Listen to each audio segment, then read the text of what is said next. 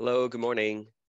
Let's start by reviewing some of the things we've done last class first while we wait for people to join the class. So here's a 3D models of the different layers of the skull and the meninges as well as the brain here.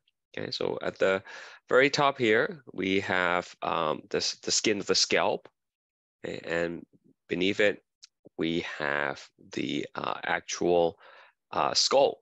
And this part of the skull is called the cranium, right? We said. Inside the cranium, immediately beneath it, you will see the dura mater.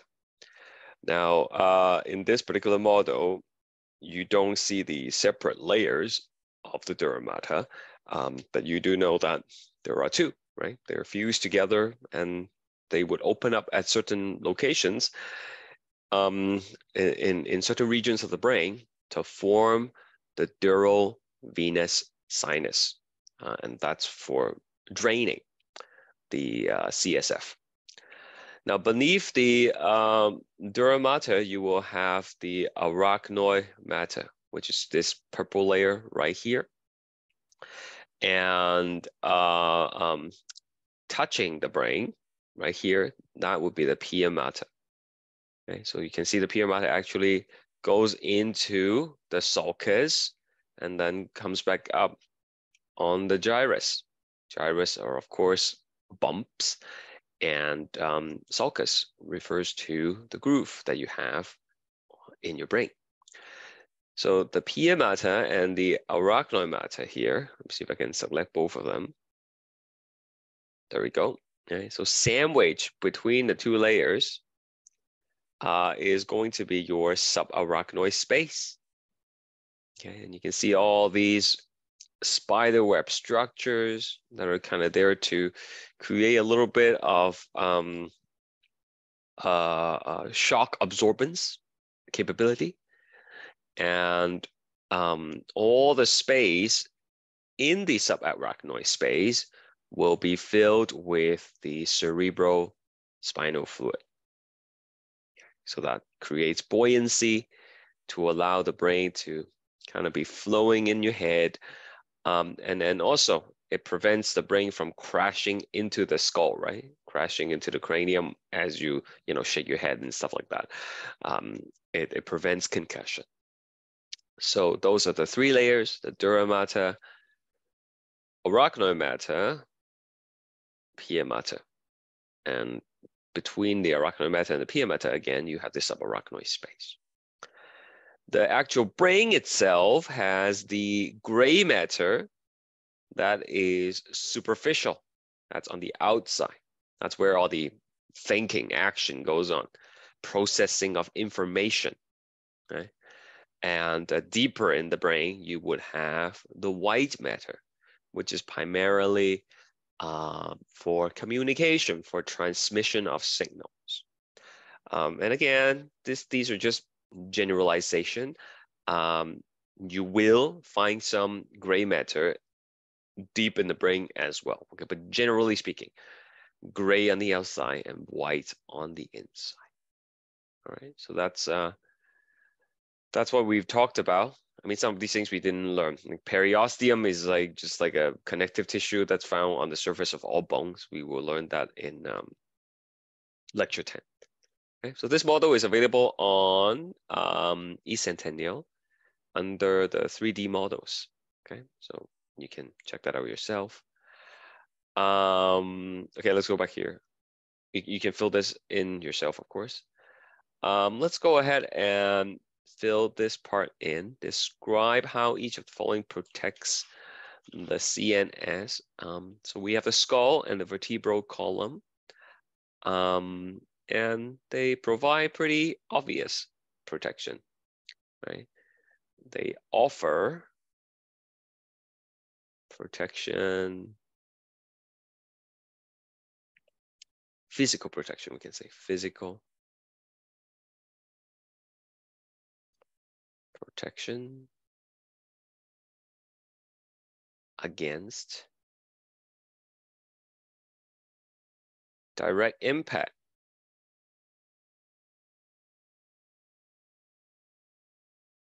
I mean, they do a pretty good job on their own, but you know, we do things that are that put ourselves at risk of getting, you know, more trauma than otherwise would. You know, like falling off a bike, for example. That's why we need to wear a helmet, right? To have extra protection, because the skull can only do so much. And needless to say, but we'll write down anyways, the skull, the cranium,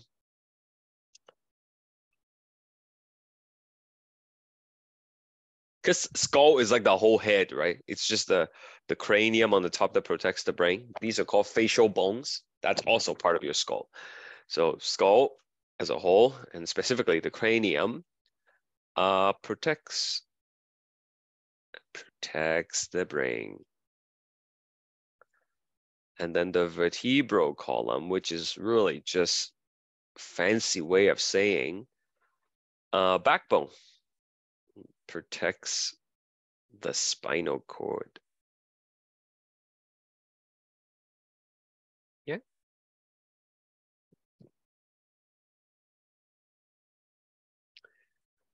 Meninges, we have the 3 layers, and you know, to put it in very simple terms, it basically help anchor the CNS, that's the central nervous system, in place by attaching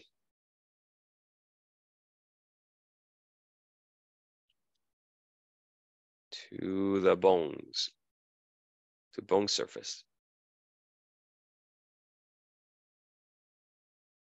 Okay.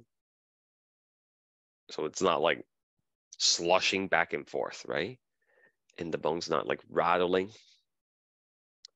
And of course, it provides shock absorbance, a little bit anyway.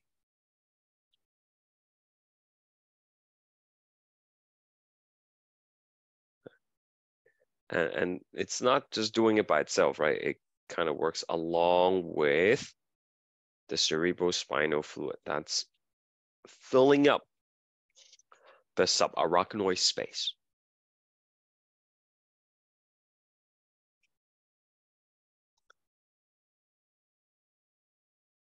Next, we have the BBB, the blood-brain barrier. The BBB is formed by astrocytes. These little octopus-looking cells with the little tentacles that sticks out and grab onto the blood vessels, right, to form the barrier. And it creates a selectively permeable membrane around CNS and blood vessel to regulate CSF content. Okay, what's allowed to go into the brain and spinal cord? What has to be kept out? Right? That's controlled by the BBB.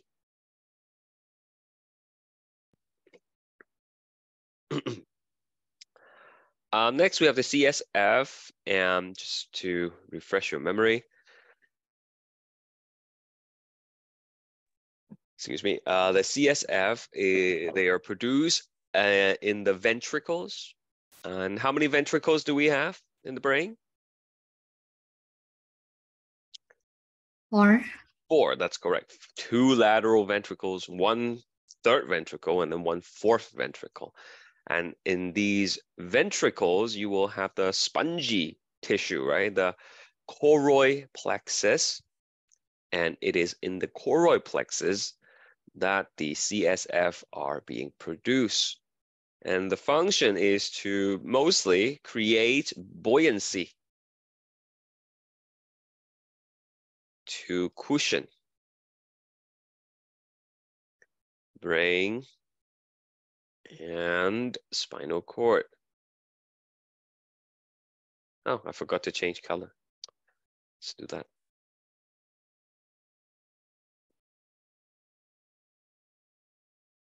Okay. Create buoyancy to cushion, brain, and spinal cord. I don't think that the next point is in the notes, but nevertheless, it's important to know. The CSF actually also helps distribute. It's not really for protection of the CNS, but then it's nevertheless a function of CSF. Distribute nutrients, excuse me, and neurotransmitters.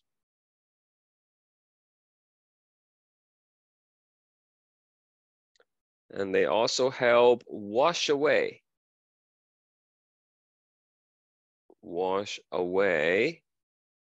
metabolic wastes.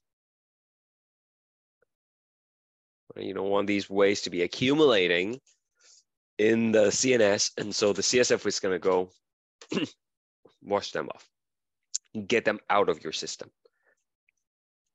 Yeah. So that's that.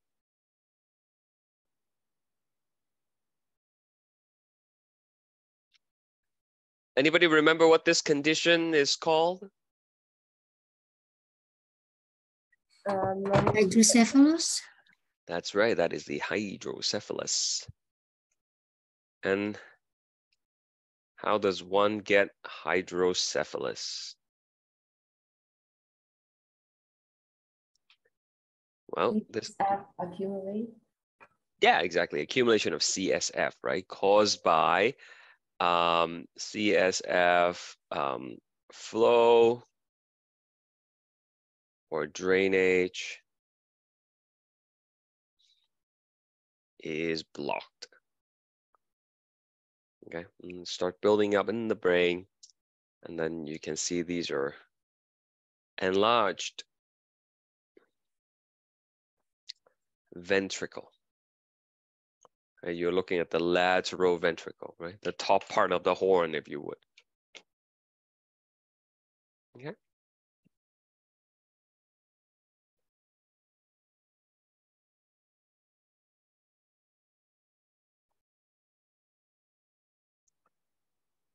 So just another quick review before we move on. Okay. You can draw along with me. Okay. So this is my interpretation of a brain. Okay. And so we have a line that divides the brain like this. Okay. And then we have another line here.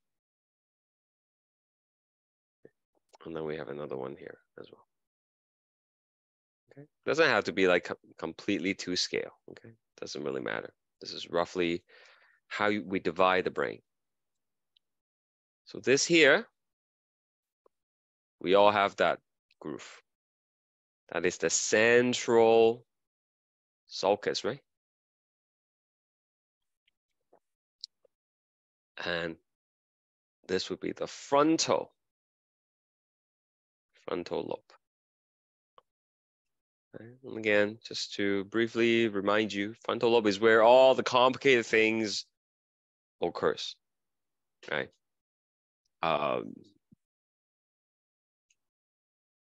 Problem solving, right?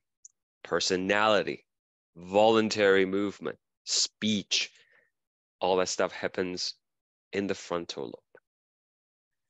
Over here, we have the parietal lobe. Parietal lobe. That's dedicated for feelings, right? Like things that you feel with your skin. Okay? Temperature, texture, pressure, pain. Okay, all that stuff happens in the parietal lobe. Down here we have the temporal lobe. Temporal lobe. which is dedicated for smell and hearing, sound, okay? Then we have the occipital lobe, which is for vision. Now you just gonna have to believe me. If you take a pair of pliers and then you peel open, because this is a lateral sulcus, right? Lateral sulcus. Right? If you pry it open, just open that up a little bit, okay? Just kind of take a peek inside, like what's behind the frontal lobe and the temporal lobe. There's actually a fifth lobe that's hiding in there. Okay? That's called the insula lobe. Okay, and that's for processing taste. Okay? We'll learn more about that next class. But this one, normally you don't see it. It's like, again, hiding. You kind of have to peel open. I think about like unzipping a bag or something and then take a look inside. You're like, oh, never knew we have an extra lobe there. And that's the insula. Okay. Any questions? Sorry, someone wanted to ask something? No?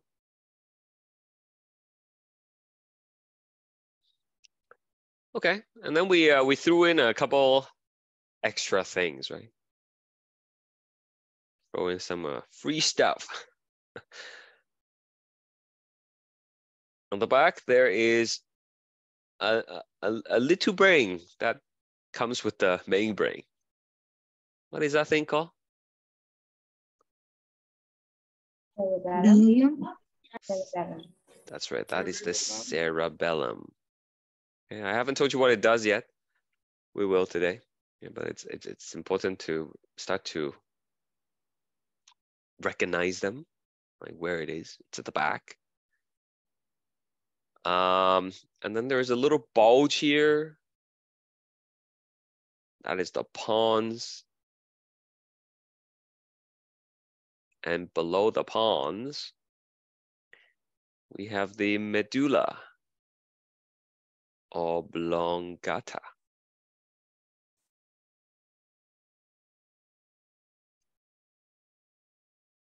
Okay. So that's what the brain looks like. Now, a couple of key areas, right? We have an area here on the precentral gyrus, and then we have an area here on the post-central gyrus. I'm just gonna label those for you one more time. That's the primary motor cortex for voluntary movement, and that is primary somatosensory cortex. That's for, again, processing sensation, feeling from the skin.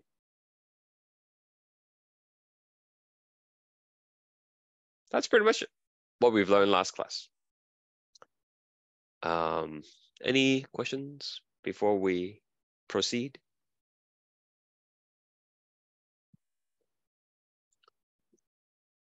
How come so few people here today? Only 10 of you. Do you guys have a lot? I guess you guys have a lot of tests this week, right? Like not just my quiz. Everybody's putting like an assessment after the engagement week. I'm guessing. All right. What are we gonna do now? Let's go back to our slide. Yeah, midterm, right? I know. So much to do. Okay. We must push on. So this is the brain, the mid-sagittal cut. Let's see what we recognize here. We don't actually recognize much here. We haven't done a lot of things, but there are some things that you should kind of see. Oh yeah, I remember that, right? Okay, so over here, right, there is the little brain at the back. Remember the one that we just labeled? That is, of course, the cerebellum. Okay, so on the test, I might give you a diagram and point to something, and I ask you, the simplest thing I could ask you is, what is it called? Right? But then those are not very good questions, because then you can just look at the diagram that you have, and then you're like, oh, okay, I can just match it up, right? So I might point to something and ask you, what happens if that thing is damaged? Okay. Or I could ask you, what is the function of the thing I'm pointing at? So there's more layers to the question. Anyway, that's the cerebellum. And again, we don't know what it does yet. I haven't told you. Over here, we have an oval, and that is the pons, right? And by now, you should remember, between the pons and the cerebellum, you have this little triangle space. And that little triangle space, of course, is the fourth ventricle, right? Fourth ventricle. And then there is a dot that goes into the fourth ventricle. It's not labeled on this diagram, but we know what it's called. That would be the cerebral aqueduct. Okay, that's not really clear color, but you should be able to make it out, right? Cerebral aqueduct right here. So if we kind of trace our way back up, then you will be in this area. And that is called the third ventricle, right? Remember the oval with the eye, right? That's the third ventricle. And you can see all these blood vessels there. Those are the blood vessels that you will find in the choroid plexus. Okay, so like you see the choroid plexus here, you see a little bit of the choroid plexus in the lateral ventricle. You see more choroid plexus here in the fourth ventricle, right? Remember, each of them has their own choroid plexus to produce their own CSF while receiving drainage from the previous one, right? We always see this big thing here. It's a bundle of white matter, right? We haven't talked about what it's called yet, but we can take a look now. It's called a corpus callosum. Okay? It's a bundle of white matter that allows the two halves of the brain to communicate. More on that later. Don't worry about writing it down. But whenever we see the corpus callosum, immediately underneath it, you will have the gap, right? So that gap is the lateral ventricle. You stick your hand in, I keep on saying, stick your hand in, you will feel the whole horn of the lateral ventricle. Okay. So if you're looking at a medial section like this and you see the cerebellum is at the back, then you know we are looking at the right hemisphere, the right half of the brain. Okay. You can see the meninges here has already been separated, not surprising because we're looking at a mid-sagittal section. Right? That's why it has separated into the durovenous sinus. So the dark blue here, that's the durovenous sinus. The light blue that's below it, that would be the subarachnoid space. Okay, so dark blue right here, that is the durovenous sinus. And then the light blue, that's the subarachnoid space. Okay, oops. Filled with CSF. And then you got these little mushroom things that are projecting into the durovenous sinus. That's where you actually drain the CSF. This white thing that goes around the brain, that would be the pia mater. And then the very light pink here, that would be the arachnoid matter. Okay. That's sort of everything we have so far. Everything that we should recognize at this point. And then we're going to learn the rest of it later on. Oh, one more thing. There is the medulla oblongata, of course. And this is the base of the skull. There's a hole at the bottom of the skull, and then the medulla oblongata is going to keep moving out, and that's when it becomes the spinal cord. Okay, and you can see the CSF from the fourth ventricle is going to go into the central canal, right? Central canal, right in the middle of your spinal cord. And it's going to go all the way down until the cauda equina, the ponytail. And then it's all going to come out. Questions?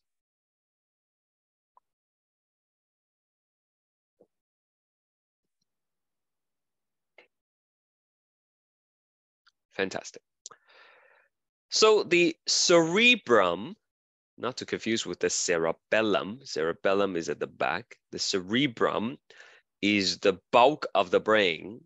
When we visualize the brain, that's the cerebrum that we are visualizing. Okay, it's this whole thing.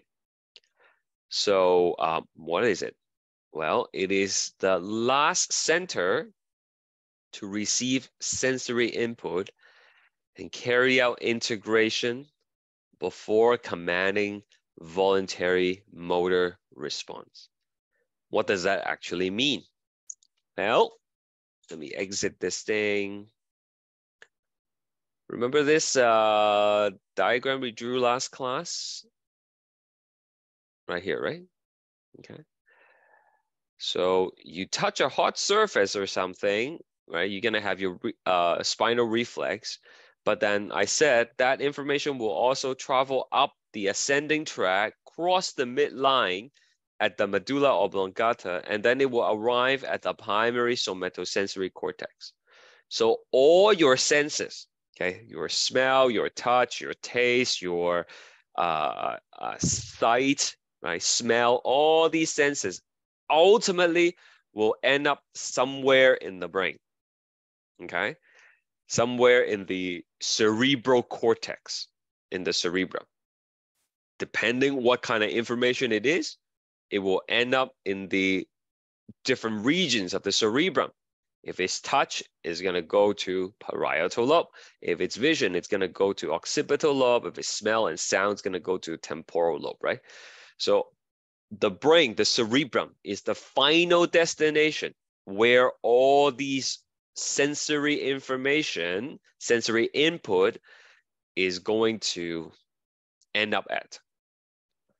Once these sensory information gets to the cerebrum, we have to process it, right? We have to decide what to do with it. And sometimes the best thing to do is to do nothing with it, okay?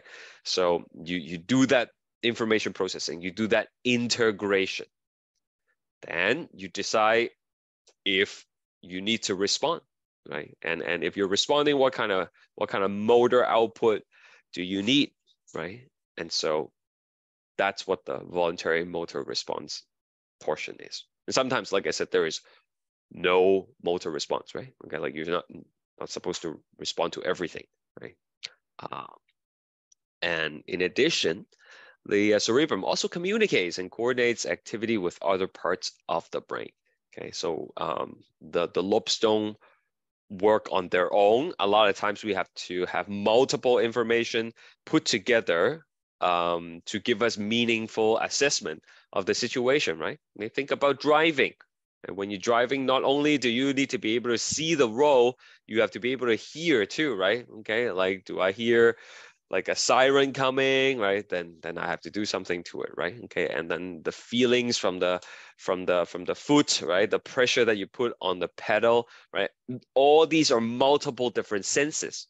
Okay, so what you're seeing goes to the occipital lobe, and then what you're feeling from the foot pedal goes to the parietal lobe. But then those information needs to be put together and integrated, right? That's why the cerebrum involves communication and coordination to the different parts of the brain. Okay, it's never just, it's very rare to have just one part of the brain deciding what to do with a certain piece of information. So that's the cerebrum.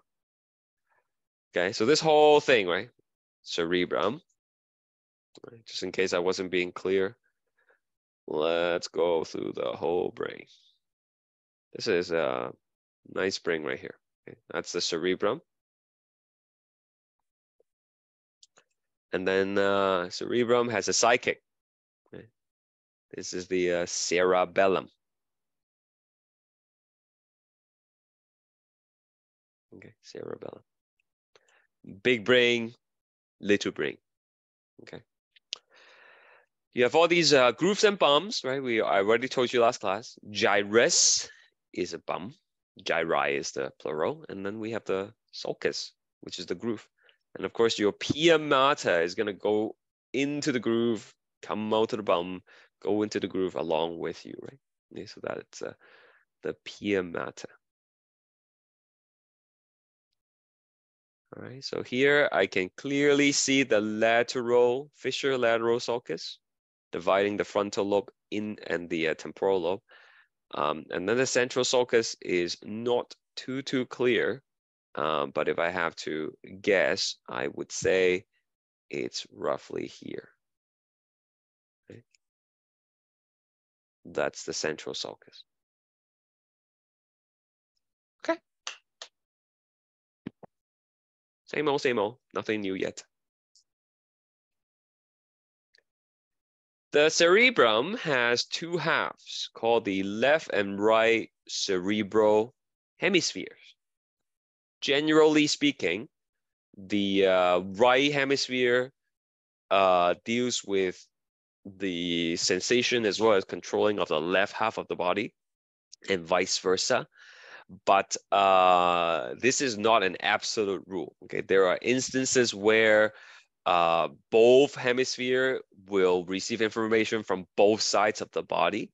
Okay, case in point, when you hear a sound that's coming from the right side, okay, that information actually gets sent to both hemisphere. Okay, even though if you pluck like your left ear and you're just hearing the sound from the right side, right? Your brain actually do a little bit of math. Okay, it compares the signal arriving on at the temporal lobe on the right side as well as the signal arriving on the left side and see which one receive it sooner. Okay, and that's how your body knows which way the sound is coming from. Okay, so if the sound is coming from the right, it would arrive, the signal would arrive in the right hemisphere just a little bit before the left hemisphere, right? So that subtle difference, delay, is how your brain knows which way it's coming from. Okay? Later on, we'll learn about the eyes, right? Both eyes would send signal to both half of the hemisphere. Okay, so it's not an absolute rule where right side is exclusively controlling the left side. Right? A lot of times it's both. There's a deep groove that runs from the front all the way to the end. That is called the longitudinal fissure. Longitudinal fissure. You cannot see the longitudinal fissure here, right? It's going to be like right at the top here. Okay. And if you rotate the brain, then you will be able to see it from the top. Longitudinal fissure. Okay.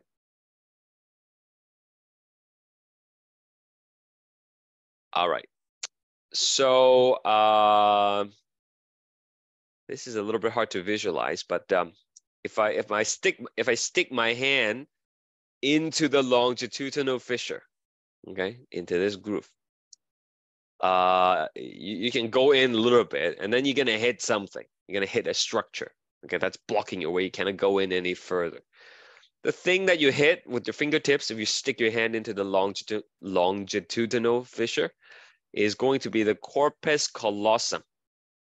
You see right here? You stick your hand in, and then you have the corpus callosum right here. Okay, so the corpus callosum is that thick band that we have been seeing in every single mid-sagittal view, right?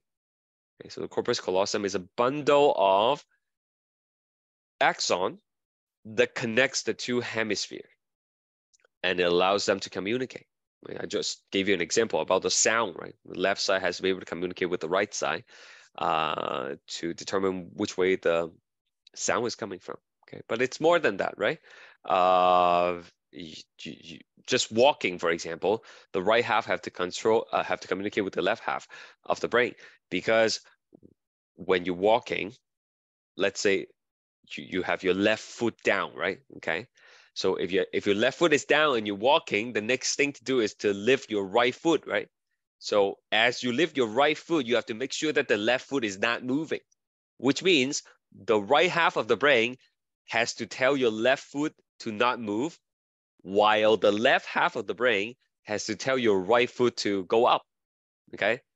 And then they have to coordinate with each other. They have to talk to each other, the two halves of the brain. Otherwise, they would be not able to coordinate, right? And then we're just gonna stumble and not be able to walk. So that's the corpus callosum. And again, you can see the big gap here leading to the lateral ventricle, right? Just to point out a few other things here, the pons, medulla oblongata, little brain at the back, the cerebellum. Okay, and this would be a frontal section.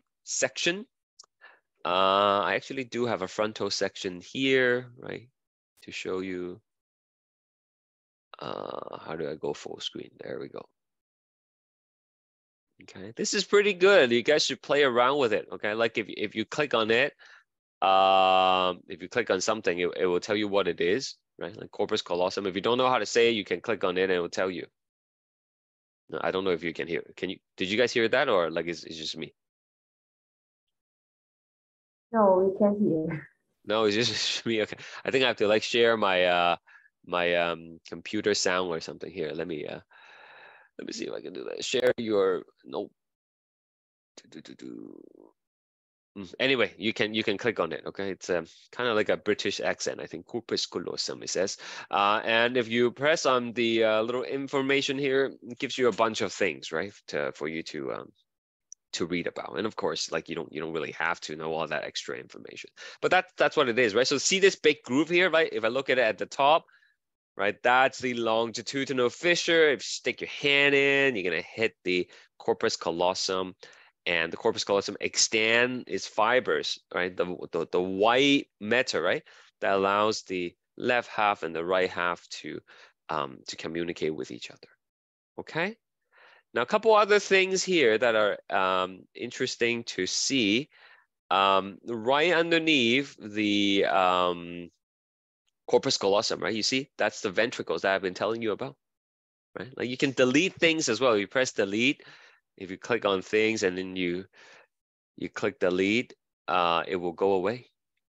It will go away. So like I can delete all this stuff that's blocking our way, right? And then you will be able to see the lateral ventricle, right? The back half of it anyways. I remember the characteristic C shape in the horn, right?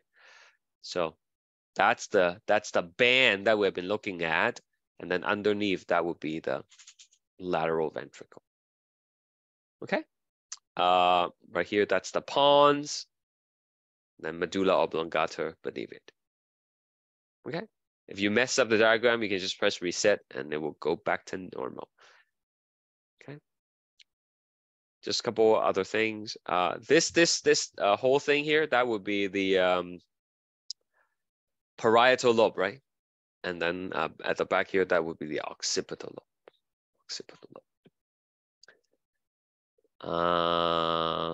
Here it is again, right? The corpus callosum, okay? And then the lateral ventricle. I think I made my point. I'm gonna move on. Functions of cerebral cortex. Okay, so cortex is just the outer bit of gray matter, right? Just a very thin exterior. You can see the darker pigmentation here. That's the gray matter, right? Okay, and that's what we call the cerebral cortex. And packed in that cerebral cortex are billions and billions of neuron bodies. Okay, so these would be interneurons, and they process various information, right? Okay, sensation, voluntary movement, thought processes that we associate with consciousness. We already labeled this one, okay, so I'm not going to go through it again. We drew it already. There are no extra information here. So the primary motor cortex and the primary somatosensory cortex are located in front of and behind the central sulcus. Now, this is the right half of the brain that we're looking at. We have been looking at the left half earlier. So in this case, the primary somatosensory cortex is in front of the central sulcus right here.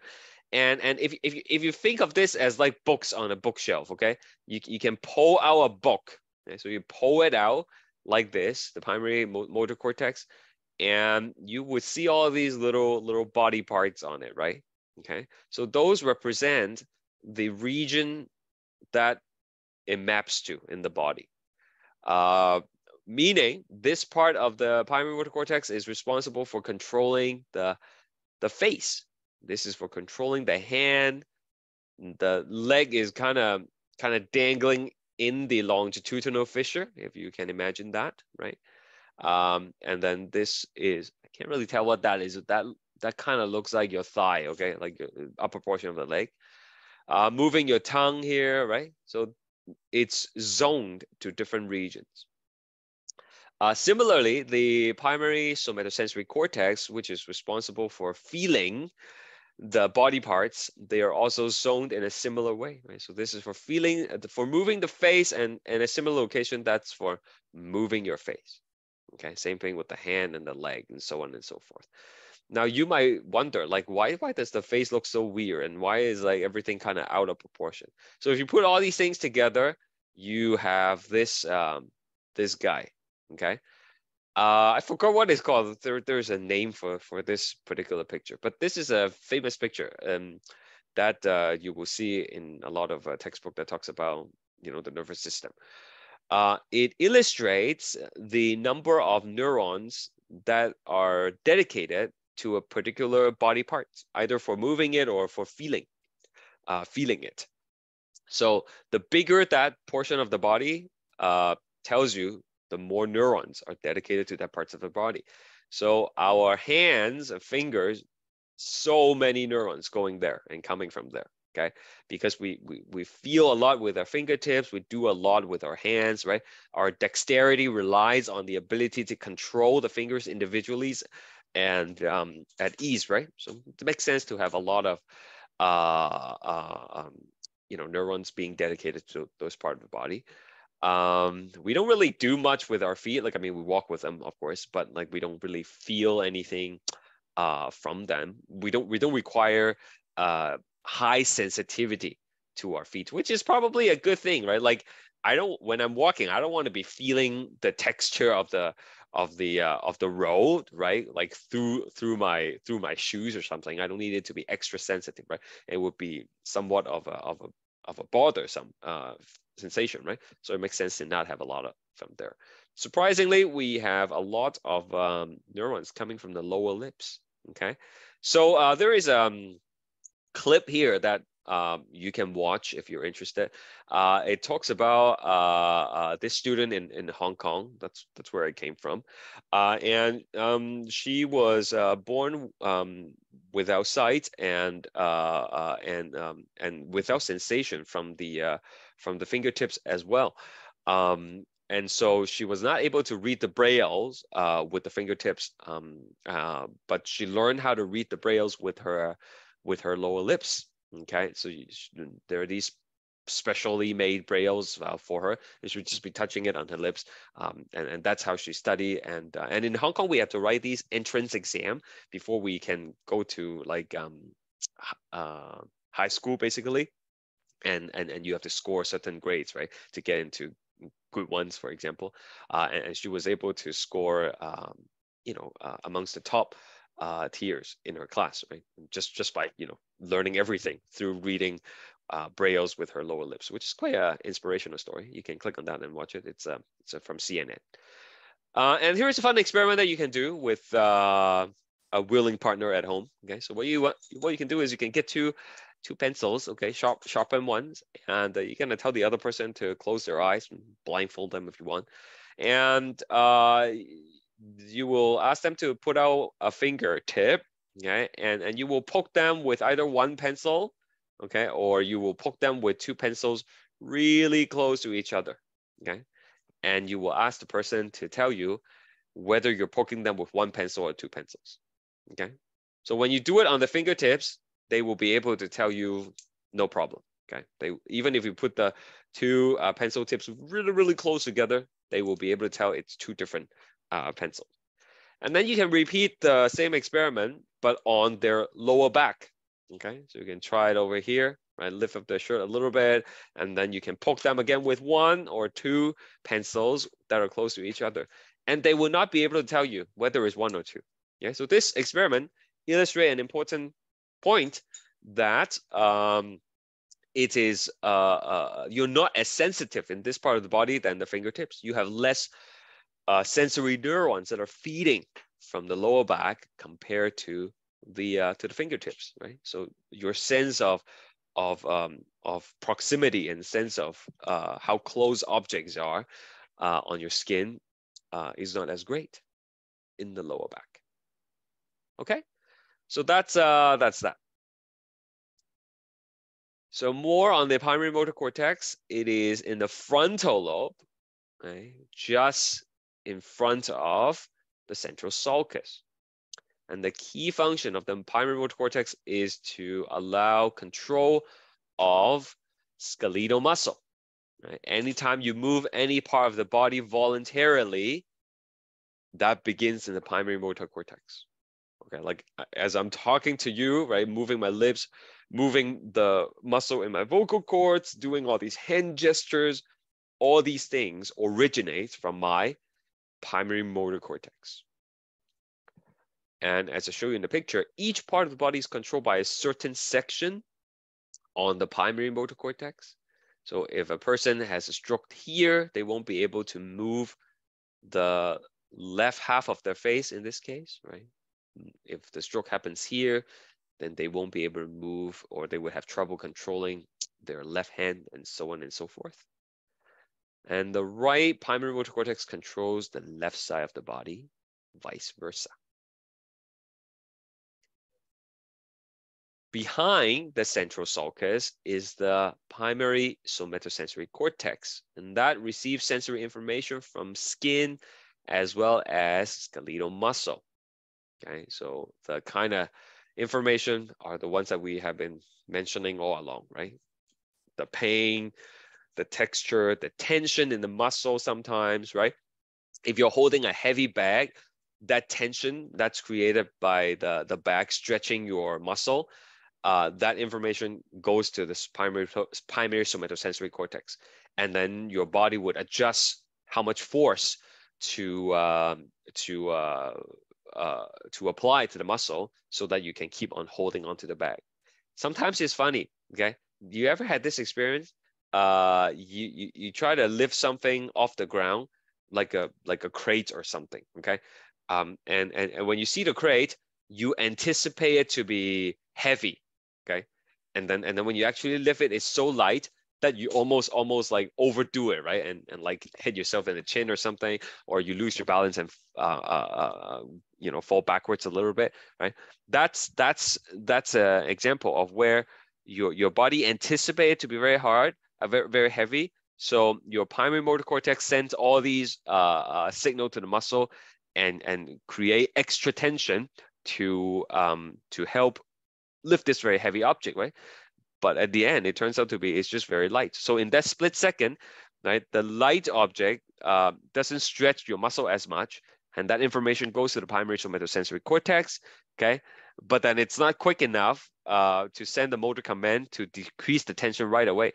And so you kind of, you know, jerk back and lose your balance a little bit.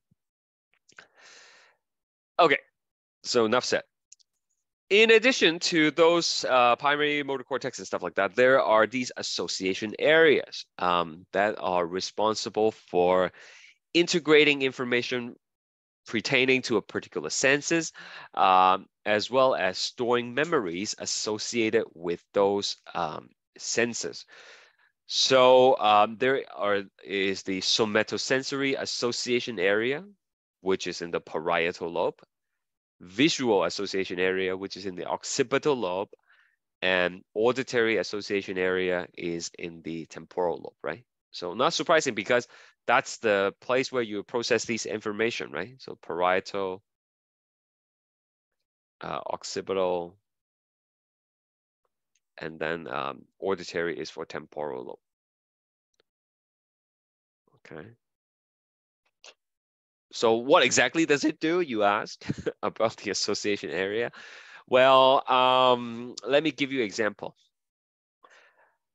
When you meet someone new, right? Okay, you would ask for their names, and like, I do this every semester, right? I meet new students, and then I would look at their face, and then I would store an image of their face in my visual association area. Okay, because that's a new person I met. Okay, I have their name. So next time I see that person, right, my brain would take that person's face and then scan it with all the faces that I know in the visual association area.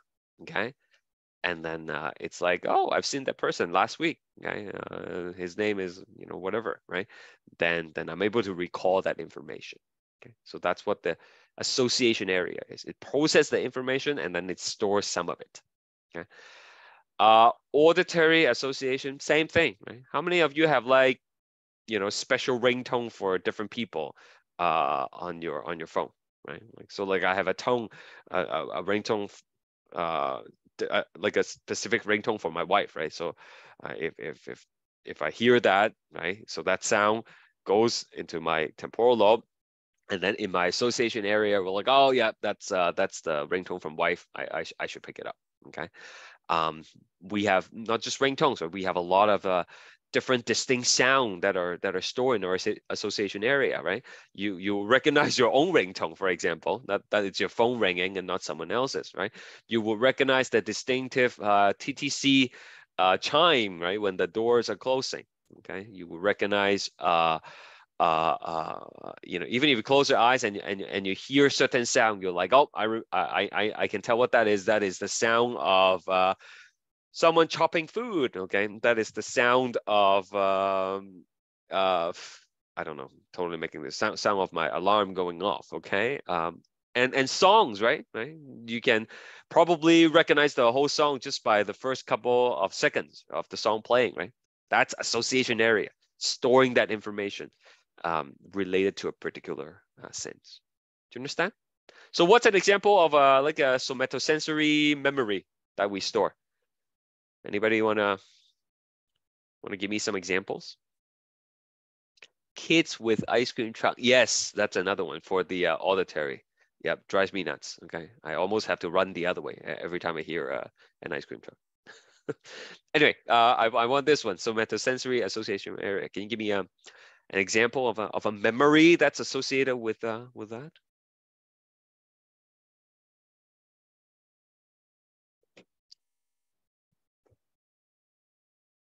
Am I not making sense here?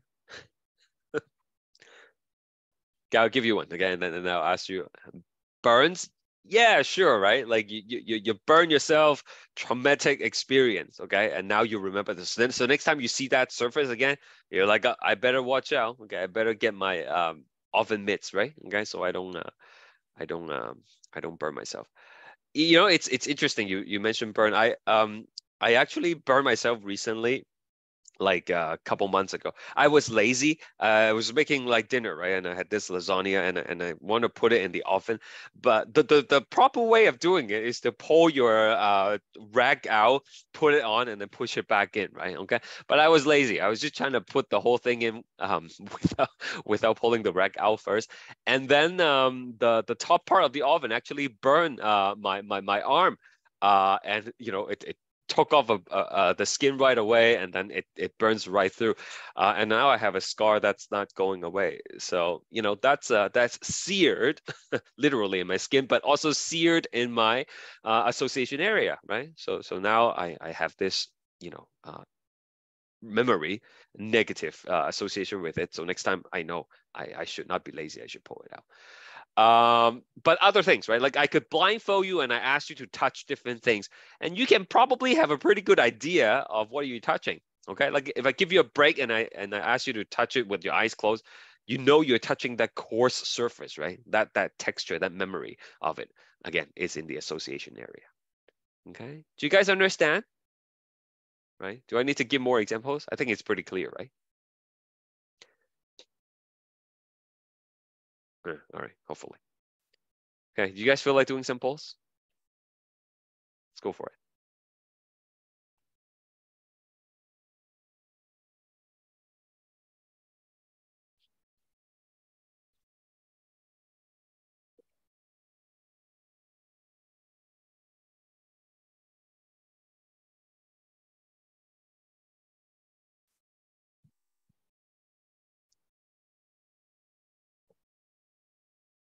I don't know why this arrow is there. I should take that away. There we go. Okay. How do we do? Yeah, everybody got it right. Okay, it is a temporal lobe. Why is there an arrow here? Oh, that's so weird. Is this another slide? Oh, I think I'm repeating myself over here. Okay, how about this one? Let's try this one.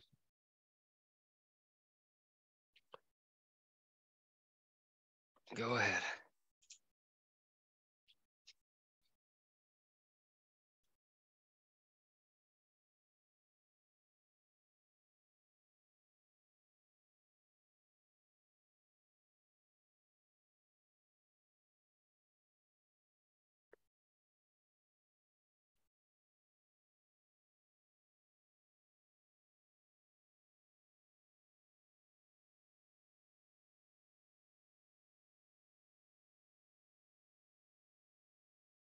Okay, that would be the corpus callosum, the little thick white band, right? That allows the two halves to communicate. Okay, that's it for now. Let's move on to the next part. There are two additional special area on the brain that we should know. One of them is called Broca's area, and then the other is called Wernicke's area. Why don't we label that in our diagram first? So let's go back to the study guide, and we have our lovely brain right here. Okay. So in your frontal lobe, you also have this region that is around this location. That is called the Broca's area. Broca's area. Maybe I just do it right here.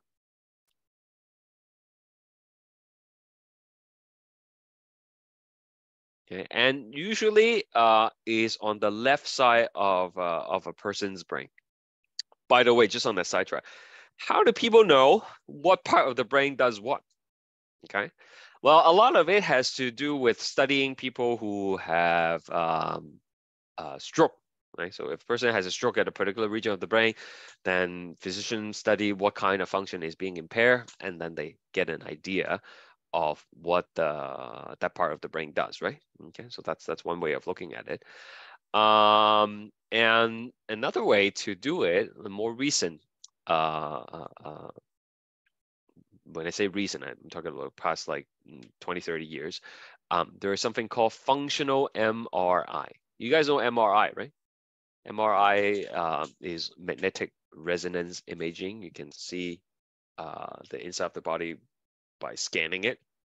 And a functional MRI is MRI that is done on the brain, and it gives you live feed of what's going on in the brain.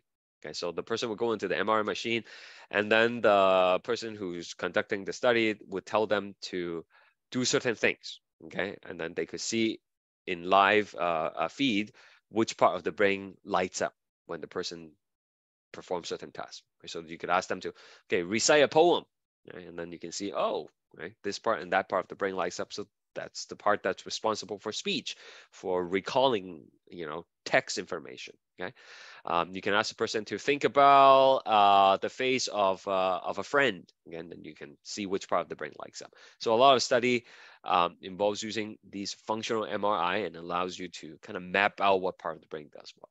Okay, so one of those areas that get mapped out is the Broca's area.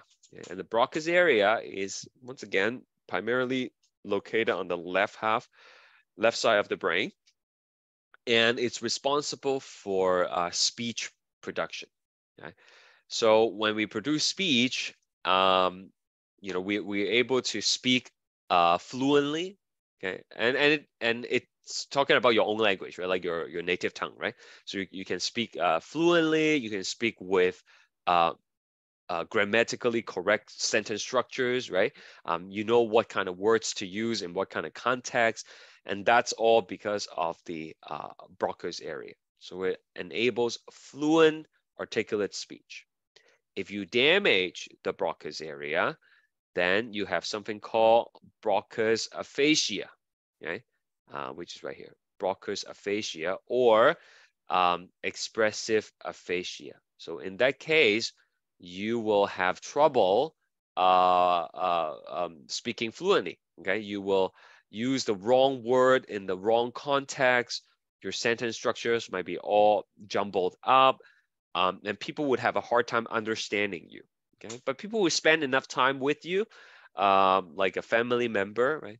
They will be able to make out what you're saying over time. Okay, but to a stranger, the speech would be completely incomprehensible. So this is an example of a transcript from someone with Broca's aphasia, asked to describe what's happening in this picture.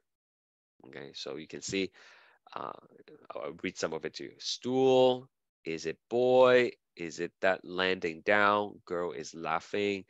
So you can see the key information there. There is a boy that's about to fall down, right? There is a stool, but the sentence structure is all jumbled up, okay? And there is a lot of pause in between as well. And that's basically what Broca's aphasia is, okay?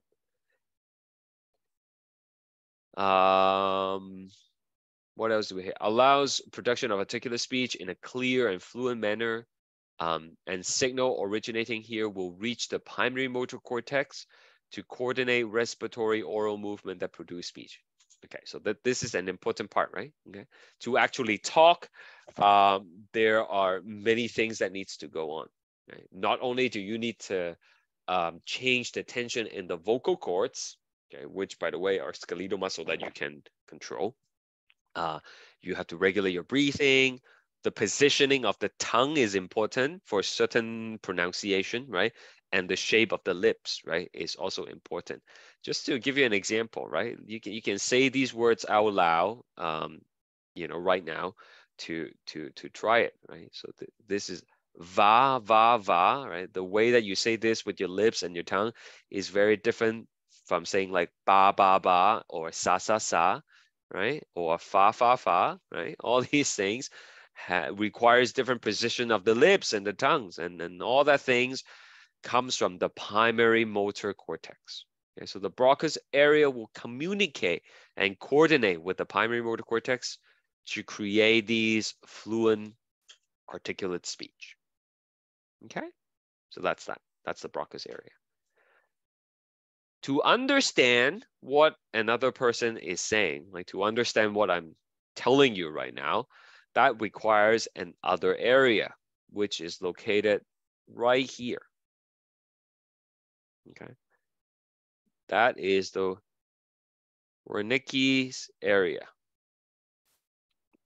That's how you pronounce it, Wernicke's area. Right there.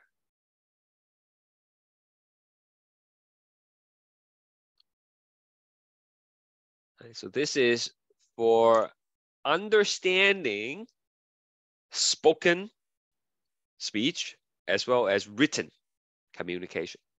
Okay, so to read a paragraph and understand what it is saying, okay, and again, it doesn't have to be English, right? Okay, it's a language that you speak, a language that you understand, okay? Like if you give me like Spanish, I won't be able to understand it. I will recognize the characters, the alphabets, A, B, C, D, but I won't understand it, right? That's not because something's wrong with my Wernicke's area. It's just because I haven't learned the language, right?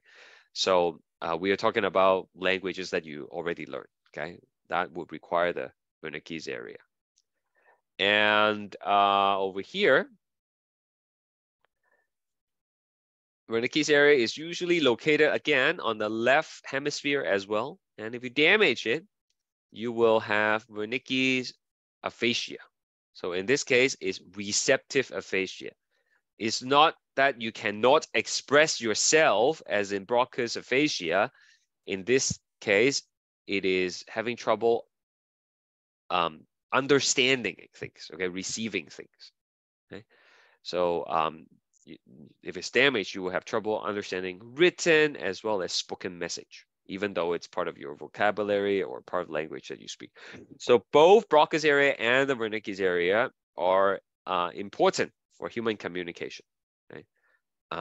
If you damage one of the both, then that will impair your ability to communicate with others. Yeah. For the how do you pronounce it? Wernicke's? Yeah, Wernicke's. Is that what you call dyslexic or something like that? Oh, so dyslexia is not entirely has to do with this area, although it is involved. But that's more like something that a person is born with, right? It's not something that occurs later on. The Wernicke's aphasia would be as a result of, say, a stroke or something, okay, that you actually damage that part of the body. Right? Does that make sense? Yeah. Okay, so that's all the surface parts of the brain. Now we're gonna learn a little bit about the deep structures, and I know you guys have a lot of stuff to go through this week, so maybe we'll just label it, and then we'll continue to finish up the lesson next time. Okay. So let's just move on to the coloring here. And let's do this guy. Okay, so this is the big brain. Let's go through the things that we know first, and then we will try to fill in new information. Is anything you guys recognize here at all? Just shout them out. What letter and what's the name? The cerebrum. Cerebellum. Cerebellum. That's right. Yeah, you got it. You corrected yourself. Very good. So that is the cerebellum. Okay, cerebellum. I'm gonna write it down here. Okay, so one of the functions of the cerebellum, just try to get that into your head right now, is to help you maintain balance and posture. Okay, so when you are trying to walk, you don't fall over. If you step over like a rock or something, you can regain the balance. You have the cerebellum to thank for that. Min gave me two good ones. P is right here and is pointing at this oval. And by now you should know that is the pons. The pons right here. Very good. And you should be labeling with me, okay? And preferably if you have colors, I really think the coloring helps. And Min also tells me about O. O is below the pons. And that would be the medulla oblongata. Probably doesn't go all the way that far down, okay? Once it exits the skull, it becomes the spinal cord. But this is the medulla oblongata. Amongst other things, the medulla oblongata has the respiratory center, which helps regulate breathing. 90% of the tracts, the ascending tracts and the descending tracts, will cross the midline at the medulla oblongata. Okay. Shelley gave me F. Zia also agrees. That would be the corpus callosum. Corpus callosum. And what does the corpus callosum do? Corpus callosum is a bundle of white matter that allows the communication between the two hemispheres. Corpus means a bundle, okay? Callosum. Communication.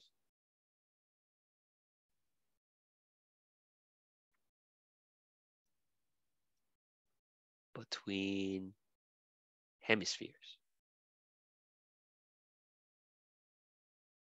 For people who suffers from certain type of epilepsy, which is characterized by seizures, right? And seizure is essentially uncontrolled action potential that's spreading through the brain, okay? So for people with a certain type of seizure, they actually would cut 3/4 of the corpus callosum, okay, to stop the seizure from spreading from one hemisphere to another. Surprisingly, cutting 3/4 of the corpus callosum does not have too much of a side effect. Okay, it doesn't appear to affect the person's normal function. Right? I was very shocked to learn that, to read about it. Zia has another one. N is the fourth ventricle. That's correct. Okay, kind of sandwiched between the pons and the cerebellum right here. This little triangle that I have been telling you about. That would be the fourth ventricle. Okay. Anyone else? You can type it out. You can private message me if you're shy. You can unmute and tell me. Okay, a couple more one from Zia. We have K as the occipital lobe. Good. Occipital lobe is for vision. Okay, vision. You see a face that you recognize? That's occipital lobe. You're driving, you want to judge the distance of the car in front of you. That's the occipital lobe. Okay. You see a symbol that you recognize? Occipital lobe. Okay. Now, when we go higher up, sorry, C or C? C, oh, okay, yeah. C is not the third ventricle. We're gonna get to that later. Anything else that we recognize? I mean, we don't really have a label here, but underneath the corpus callosum, that's the lateral ventricle, right? Just gotta put that there, LV, lateral ventricle. Okay, anything else? I mean, we should know a couple more. Where's the frontal lobe, huh? Someone tell me where the frontal lobe is. Which of these labels do you think corresponds to frontal lobe? D. Did you say B or D? Sorry, I couldn't quite. D, yes, D, that's right. So this one is the frontal lobe. And again, that's where higher cognitive function occurs, right? Okay. Motor speech, all that stuff. H would be the parietal lobe. I want to remind you, we are looking at the middle of the brain, right? Like the mid-sagittal view, right? We're not looking at the lateral view. Like this over here, that's a lateral view. Okay, that's why you can see the central sulcus and the lateral sulcus and all that stuff. Right over here, we are looking at the medial view. That's why we don't see all those things. Okay. We won't be able to see the temporal lobe, for example, because that's like, you know, on the side, right? I think that's everything that we know so far. Okay, so let's cross out some of the things that we don't have to know. We don't have to know B at this point. We don't have to know I. We don't have to know J. Do we have to know J? Oh, we have to know J. We don't have to know L. Where's L? We don't have to know L. Yep, those are the ones that we don't have to know for the time being. What about G? G also don't have to know, right? Okay, yeah. Okay, so those are the ones that we're not going to talk about, okay, ever. Okay, so let's see what else we have. Okay, let me zoom in a little bit here. That's the lateral ventricle. And then coming out from the lateral ventricle, you're going to go through the interventricular foramen, and then you're going to go into this structure. Okay, with the eye in the middle, right? So if you have to guess what that is, what do you think that is? You probably would say, what are you going to say, huh? Do you recognize that? Third ventricle. Choroid plexus. Oh, wait. Oh, okay. See. Third ventricle is the correct. Is the answer I was expecting. You cannot really see the choroid plexus though. Okay, choroid plexus would be like they would have to draw a little spongy thing in there. Okay, so not choroid plexus, but I understand why you would say that. Okay, so many people would say this is the third ventricle, right? Okay, and there's a little bit of a catch here. Right? So let me try my best to explain it. It's much easier to explain in person, okay, than compared to over the computer. But I'll try. Let's go back here. You don't have to go back. You can just watch me. Okay, so over here, right? Look, that's this thing. That's this thing that we're looking at with the eye, right? So according to this picture, according to this label pointing at it, is the third ventricle. But then if you look at the other label, which is actually pointing at the same thing, then it says the thalamus, right? So what's going on here? Right? What's going on here? All right, and this is what's going on. I'll tell you. The thalamus, which is one of the deeper structures in the brain, actually forms the side of your third ventricle. Okay, so you see in this picture. I mean, you probably can't really see it, but I'm going to show you. This is one of the two thalami. Okay, so one thalamus, and then another thalamus here. And then the thalamus actually forms the sides of your third ventricle. So the third ventricle is sandwiched between the left and right thalamus. Okay. Now, when you cut the brain in half like this with a mid-sagittal section, and then you look at it, then that's like looking at a box. Okay. So like when I point to it on a diagram, we cannot tell whether we are pointing at the space in front of the like the empty space in the box, or am I pointing at like the back of the box, right? You know what I mean? So the space of the box, that would be the third ventricle. Okay. The backboard, if you're actually touching the bottom of the box, that would be the thalamus. Do you guys understand what I'm saying? Okay.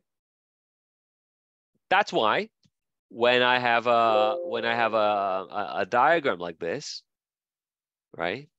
Like there is no way, because it's a two-dimensional diagram, right? There's no way for you to tell whether it's pointing at the space in front of the thing or it's actually pointing at the actual structure. Okay. So that's why it could be third ventricle or it could be thalamus. But for us, okay, if I ever show you a diagram that points to this oval with a dot, please say thalamus. Okay, thalamus. All right. I'm going to try to show you this with my 3D diagram right here. Okay. You see, if I just point to it, right, that's the third ventricle, right? I can isolate this for you. Look, you see, that's the third ventricle. Okay. And then on both sides would be the thalamus, right? So I'm going to delete the third ventricle. And you see, that's the thalamus forming the side of the third ventricle. So that little eye that you saw is actually not an eye at all. That's actually a hole. Right? So there is a gap in your third ventricle that allows the two thalami to communicate with each other. Okay, so let me see if I can draw this out for you. I'll try. So look, this is one of the thalamus, and then you have another one here, but they want to talk to each other. So there is a little connection between them. Okay, so there's some fibers that connects them together. Oh my goodness, there's some fiber that connects them together, and then that's what this little hole is. That hole is for the fibers to go through, allowing the two thalami to communicate with each other. Are you guys with me? I feel like that was a little cumbersome explanation. So please let me know if you have questions. Okay. So that's the thalamus. I'll tell you what it does next time, probably. Below the thalamus, okay, is the hypothalamus. That's what C is. Hypo. Hypo literally means below, right? Hypothalamus.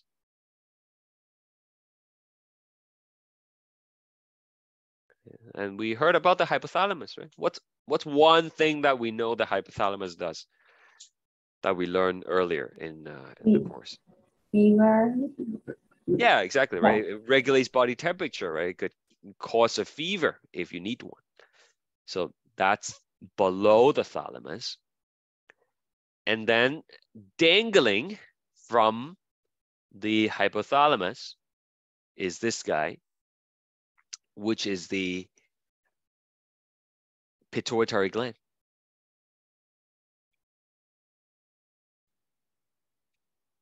Pituitary gland. Okay, so the hypothalamus and the pituitary gland actually works together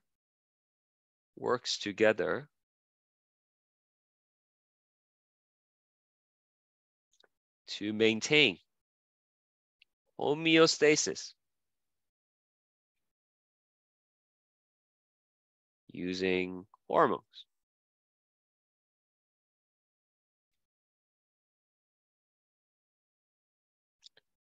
Okay, so thalamus, hypothalamus, and you have this thing that's dangling below. That would be the hypothalamus. Okay, so let's color some of these things.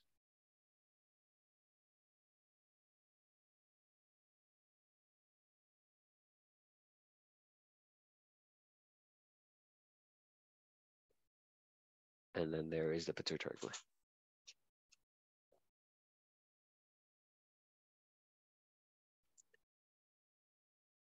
Okay, I'm gonna label this next thing to you. It wouldn't make much sense now. We're gonna come back to it in lecture 7. Right here, kind of in front of, oh my goodness, why is it not showing up? Kind of in front of the hypothalamus and the pituitary gland, there's a little dot right there. And we're just gonna label it for now. That's called the optic chiasma.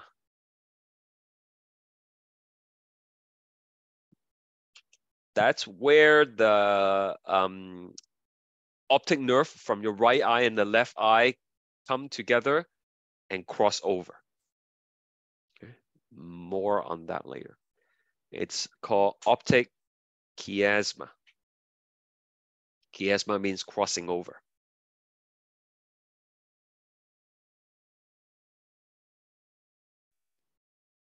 Okay, just a couple other things, and then we'll be done. We have the midbrain right here. Midbrain, which contains a lot of fibers for reflexes. And there's just one last one to go. And I think Min already gave us the answer in the chat box. Jay is pointing at this narrow duct. And of course, that's the cerebroaqueduct.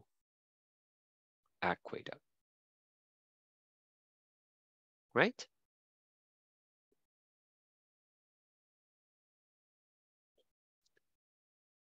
So that's all the labels.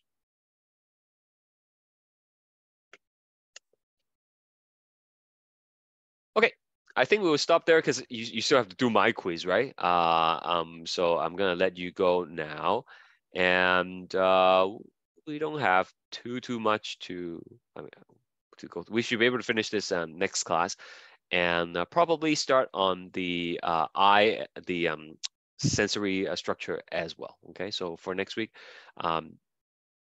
prepare to print those notes as well. Just before you go though, let me just take a look at our schedule and see if there's anything else I need to tell you about.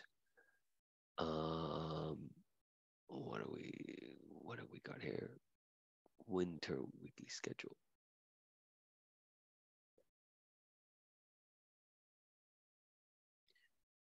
So we're here right now.